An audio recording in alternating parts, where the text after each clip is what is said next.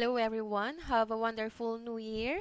I'm sure you all had a great time over the holidays, and although the celebration was still different this year, but we still able to spend time together with our families in our own unique ways. Okay, so let's thank God for that. Okay, so for this semester, I'll be your subject teacher, Mrs. Lorena R. De Guzman. Okay, R for Rapsin. Okay, so I am 32 years old, lives in Sariaya, Quezon, may dalawang anak, isang lalaki, isang babae, at syempre meron akong isang asawa. Okay, so in this module, let's talk about um, understanding finance. Okay, so sabay-sabay nating pag-aralan at sabay-sabay tayong matuto kung ano nga ba ang meron sa salitang business finance. Let us tackle about understanding finance. Okay, so what is finance? Okay, so when we say finance, it is the management of money, banking, investment, and credit. 'Di ba? When we say the word finance, when we hear or read the word finance, ayun agad ang unang pumapasok natin or unang salitang pumapasok sa atin is money. Okay? Money, pera sa Tagalog. At yung pera na yan, sabi, bakit kasama po si banking, investment, and credit? Kasi lahat sila ay involved sa money. Okay? So that is why it is called finance, connotes money. Okay? Key concepts of finance. Okay? So finance is both science and an art. Application of economic and accounting concepts and principles, system, structure, and process, management, allocation, and utilization, financial resources, investment, and expenditures. Okay, so let's us talk about both science and an art. So let us identify bakit siya inire-relate si finance kay science and an art. Okay? So when we say finance as a field of specialization deals with and is strictly governed by financial facts and truths, the use of factual information in financial decision and activities underscores that finance is a science, 'di ba? We all know that science involves facts. Okay? Napapatunayan yan ng science. So, ganun din daw kapag usapang pera, usapang finance. Kailangan meron tayong ipapakitang proof about money. Kung saan napupunta yung pera, saan ginagastos, ano ang mga ginastos, ano yung mga pumasok na pera, or ano yung mga tinubo. Okay? So, meron tayong facts na ipapakita. May tangible facts tayong ipapakita. So, kaya siya tinawag na science. When we say finance is also considered as an art. Okay, the different financial services continue to change and develop as the operation of the business organization become more complicated. It does not remain static. So when we say static, from the word static, that is stable, steady, hindi gumagalaw, or kung gumagalaw man ay napakadalang. Okay? So, but adapted to the changes in the business environment over time. Okay, this new development and trends are clear manifestation that finance will continue to evolve in the future. Finance, therefore, is an art. 'Di ba when we say art, kapag ang isang tao is nagdo-drawing or nagpe-paint, that is an expression of themselves, 'di ba? Ina-express nila kung ano yung nararamdaman nila. Ina-express nila kung ano yung mood na meron sila. So, ganun din daw sa finance. Kailangang i-express natin, i-express or ipakita natin. Sabi ko nga, express natin or ipakita natin kung ano at para saan ginagastos ang pera. Saan ginastos? Ano yung pumasok na pera? Ano yung tinubo? Okay, saan gagastusin? Okay, so that is science and an art. Okay. Application of economic accounting and concepts and principles. Okay, finance used to be considered as considered as integral part of economics. Okay, when we say economics, as social science is concerned with the efficient utilization of scarce resources to satisfy human needs and wants. Okay, economic variables such as price, Demand, supply, income, and expenditures are the focus of study in the development of economic theories and principles. So ano nga po ba, miss, ang ibig sabihin ng salitang scarce or scarcity? Okay? So ito yung quantity, bilang na kailangan para masatisfy yung ating mga human needs. How about the word expenditures? Ano po, miss, ang ibig sabihin ng expenditures? Ito naman yung mga ginagastos. Okay? To make use for specific purposes. Okay? Ito yung mga ginagastos. Income and mga gastos are focus of study in the development of economic theories and principles. Accounting is an art of recording business transactions in deals with the preparation of financial statement. Okay, the recording process follows the Philippine Financial Reporting Standard or PERS, which is in accordance with the international standard. Okay, kaya nga sabi natin kanina, finance is an art. Okay, so when we say accounting, ito daw yung way natin or way kung paano natin, tawag kung paano natin nire-record yung mga business transactions natin. So how? When we record our business transaction, nilagay natin yan sa isang papel, so ang tawag dyan is accounting. System, structure, and process. The field of finance provides and clearly defines a systematic structures and procedural mechanism on the various financial activities affecting the business. Okay? So, the term system, when we say system, connotes that the financial activities of the business are properly coordinated with the whole structure. Okay? System, sa Tagalog, sistema. 'Di ba? Pag narinig mo, nasa sistema na 'yan, kailangan mo yang sundin. Okay. So, system, ibig sabihin, once we create a financial statement, may system yan na sinusunod. May sistemang sinusunod. Hindi ka pwedeng magsimula sa first step and then sunod ka na agad sa last step. Okay. May step-by-step process yan or procedure na kailangan nating sundin. Okay, through the proper application of the system, structure, and process, nothing in the financial sphere of the business happened by chance or accident. Every financial activity has a purpose. Okay? So, kapag gumawa ka ng financial statement, financial, position, hindi daw nangyayari dyan is by accident. Kasi meron tayong process na sinusunod. May steps tayong sinusunod. Okay? May sistema tayong sinusunod. Management, allocation, and utilization.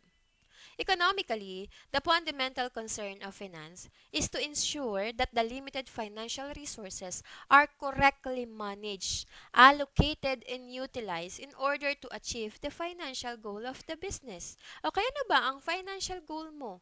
Ano ba talagang pinakang goal mo kapag nagbibuild ka ng isang business?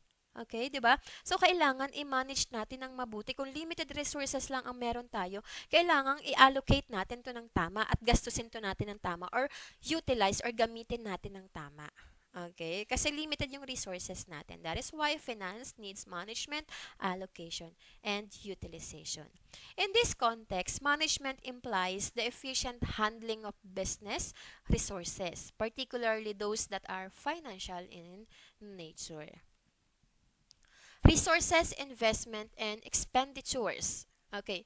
Financial resources refer to the funds of a business which are provided by the owners or by the creditors. Okay. Mga financial resources na ating ginagamit para mapatuloy nating i-operate yung ating business. So, saan nanggagaling yung ating mga financial resources? So, either manggagaling yan sa owner ng business na yun or dun sa mga nagpapautang. Okay. Financial resources, nagpapautang. Financial investment. Okay, resources that are expected to provide income and achieve appreciation or growth of a business. Okay, mga financial investment, 'di ba? Mag-i-invest ka sa isang company at make sure na 'di ba, syempre, nag-invest ka, ine-expect mo na yung ininvest mo is tutubo. Okay? Madadagdagan, hindi yung malulugi ka. That is why it is called expected to provide income and achieve appreciation or growth of the business. Okay, next is the financial expenditures. Of a business may cover the operating expenditures, yung mga ginagastos, for the specific purpose, and the capital expenditures or operating expenditures are period costs that includes business expenses such as salaries, electricity, water, traveling expenses, and the like. So, yun yung mga operating expenditures. So, when you say operating, hindi gagana or hindi mag-run yung business without this salaries. Kailangan meron tayong mga empleyadong pinapasweldo. Kailangan natin bumayad para sa ating ginagamit na kuryente. Okay? Magbayad ng tubig, mga travel expenses. So, yun yung tinatawag nating operating expenditures. At marami pang iba. Okay? So, yung mga traveling expenses, yung mga pamapamasahe, syempre, or maaaring gasoline yun. Okay, so that is operating expenditures. When you say capital expenditures, it involves the acquisition and construction of buildings, machinery, processing plant and lands. Okay? Capital, ibig sabihin, yung parang puhunan mo. Okay? Para mag-run yung business. Ito yung pagpapatayo ng ating mga buildings, puhunan, okay? Yung ating mga gagamiting equipment para mapatakbo lalo yung ating mga business, yung ating business. So, ang tawag doon is capital expenditures. So, ano po ang pinagkaiba ni operating expenditures kay capital expenditures? Okay, so sa operating expenditures, naandyan na yung building mo.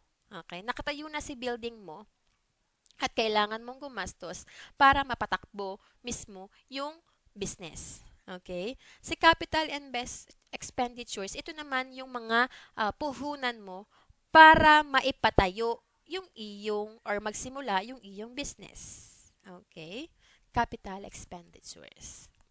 Okay, areas of finance. Okay, so sa areas of finance, syempre nasa kaibabawan yung finance. Next, private and public finance. And under private, we have personal, business, financial, capital, and financial investment. So, bakit po walang under si public finance? Kasi maraming cover itong si public finance. Okay? So, let us talk about private finance. Okay, the management of financial resources of private individuals, non-governmental organization, and private organization in accordance with the prescribed financial policy and priority of a person or business organization. Okay, private individuals, ibig sabihin, wala itong kinalaman sa government. Okay, for example, ikaw, meron kang business. So, ikaw ay private individuals na may-ari ng isang negosyo. Siyempre, hindi pwedeng ikaw yung may-ari ng business, kung tumubo yung pera, gastusin mo lang ng basta-basta. Kailangan nating i-manage pa rin yung perang pumapasok at lumalabas na pera sa'yo. So, kailangan nating i-manage. That is why we have private finance. Public finance. Anong meron kay public finance? Okay, when we say public finance naman, allocation of government income generated from either taxation or borrowings and the government expenditures based on the approved national and local appropriation of budget. Or public finance is also termed as fiscal administration. Okay? So, public finance, ito naman daw yung allocation. Okay, meron tayong nakalaan na pera na pwedeng gamitin ng government kung ito ba ay government expenditures. Okay, so hindi basta-basta na pwedeng gamitin lang to ng government. Maraming process din na pinagdadaanan to para gastusin at para kung gastusin or meron mang pumapasok na pera sa government, hindi to basta-basta pwedeng gastusin na lamang.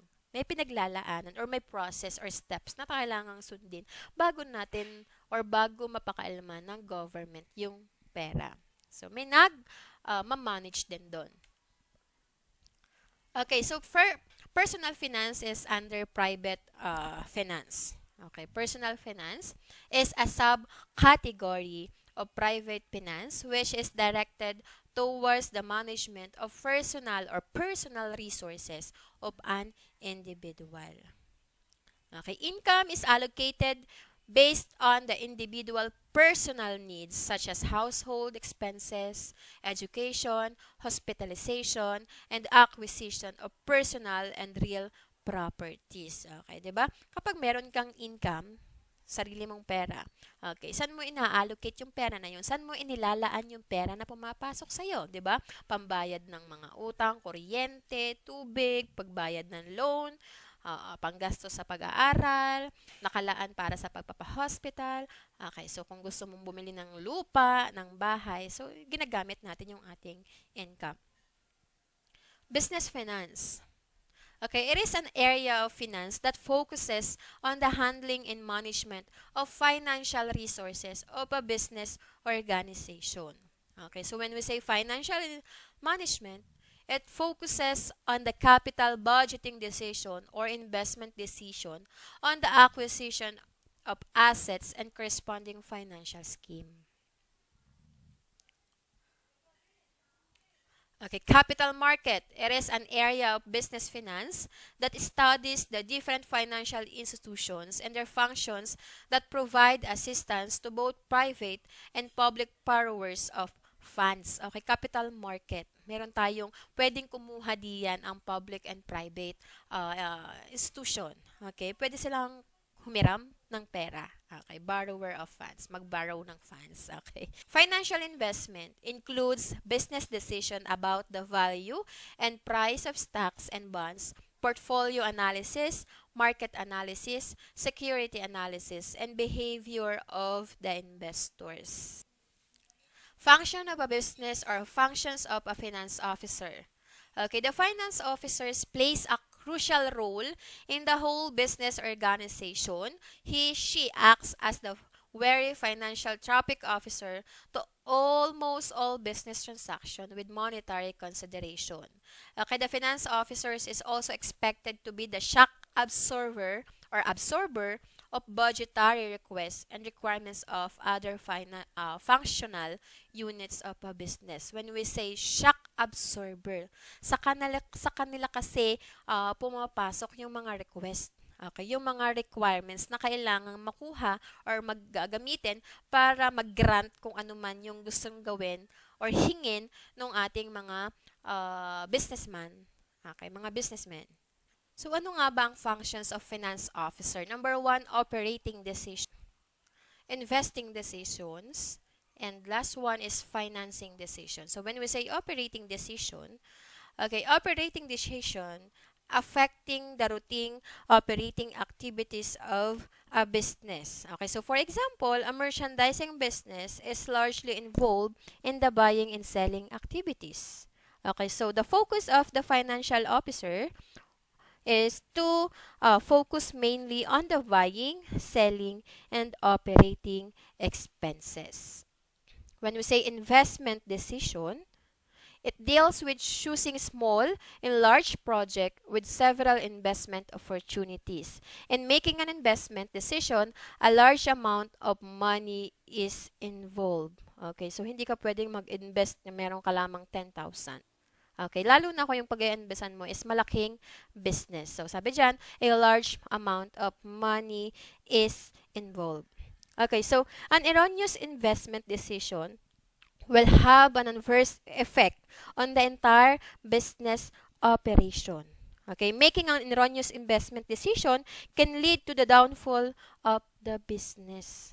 Okay, so maling pag-i-invest mo, halimbawa, yung pera ng mismong negosyo mo ay ininvest mo sa ibang business at mali ang iyong nakuhang impormasyon about that business at na-invest mo yung malaking halaga ng negosyo mo, anong mangyayari? Maaaring malugi yung sarili mong tinayong business. Okay, so dapat bago ka mag-invest sa isang negosyo, aside from your business or own business, kailangan pag-aralan mo munang mabuti yung negosyong pag-i-investan mo.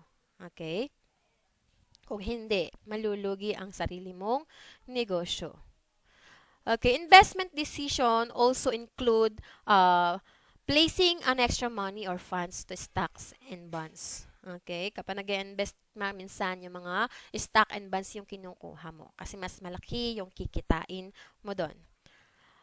Okay, next, that is financing decision. So when we say financing decision, it deals with raising or acquiring of funds from outside sources and not from the ordinary result of the business operation. Okay? Minsan dyan pumapasok yung financing decision. Okay? Outside of your business. Kapag kailangan mo na ng budget for your business, kailangan mo nang mag-decide saan ako kukuha ng extra funds para sa aking business. Okay? So in other words, financing decision are made when the business needs to borrow money. Okay? Kailangan ko nang mangutang. Kailangan ko nang manghiram ng pera para mas mapalago ko yung aking business or para ma-maintain ko yung aking sariling business. Okay? Saan kukuha ng pera? Okay? A business can raise money from the following activities or sources.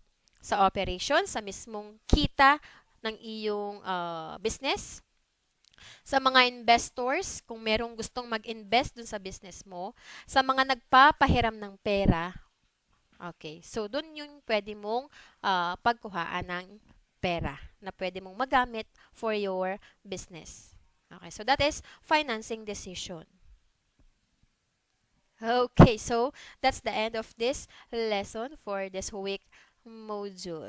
Okay, so go back to your module and answering the following activities provided for you. Note, kapag merong hindi maintindihan about sa activities, please contact me, Mrs. Lorena R. De Guzman. My Facebook account is Lorena Rafsin De Guzman. You can contact me through Messenger. So, thank you and have a good day ahead. Goodbye. 12 a.m.